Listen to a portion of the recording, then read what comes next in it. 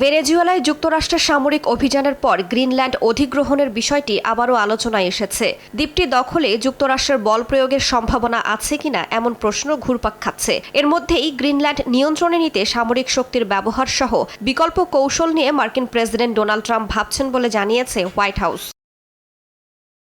Greenland NATO জোটভুক্ত দেশ ডেনমার্কের একটি আধা স্বায়ত্তশাসিত অঞ্চল। বিবিসিকে হোয়াইট হাউস জানায়, দ্বীপটি অধিগ্রহণ করা যুক্তরাষ্ট্রের জাতীয় নিরাপত্তার জন্য গুরুত্বপূর্ণ।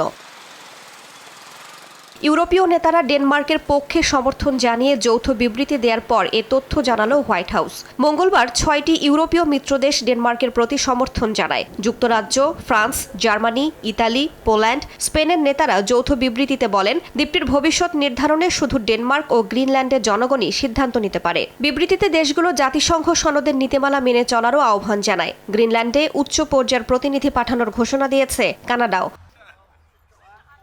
এরপরই হোয়াইট হাউস জানায়, প্রেসিডেন্ট ও তার দল পররাষ্ট্রনীতি বিষয়ক এই গুরুত্বপূর্ণ লক্ষ্য অর্জনে বিভিন্ন বিকল্প উপায় নিয়ে আলোচনা করছেন। যুক্তরাষ্ট্রের সামরিক বাহিনী ব্যবহার করার বিষয়টি সবসময় কমান্ডার ইন চিফের হাতে থাকা একটি বিকল্প বলেও জানানো হয়। আটলান্টিক মহাসাগরের মাঝে অবস্থিত বিশাল ভূখণ্ড নিয়ে অবস্থিত দ্বীপটিতে বিপুল পরিমাণ প্রাকৃতিক ও বিরল খনিজ সম্পদ রয়েছে, যা মোবাইল ফোন ও ইলেকট্রিক পণ্য তৈরি সহ বিভিন্ন কাজে ব্যবহৃত হয়। সম্প্রতি রাশিয়া ও চীনের জাহাজের উপস্থিতিও বেড়েছে সেখানে। দ্বিতীয় মেয়াদে মার্কিন প্রেসিডেন্টের ক্ষমতা নিয়েই গ্রিনল্যান্ড অধিগ্রহণের কথা বলেন ট্রাম্প। রাইসা জান্নাত, সময় সংবাদ।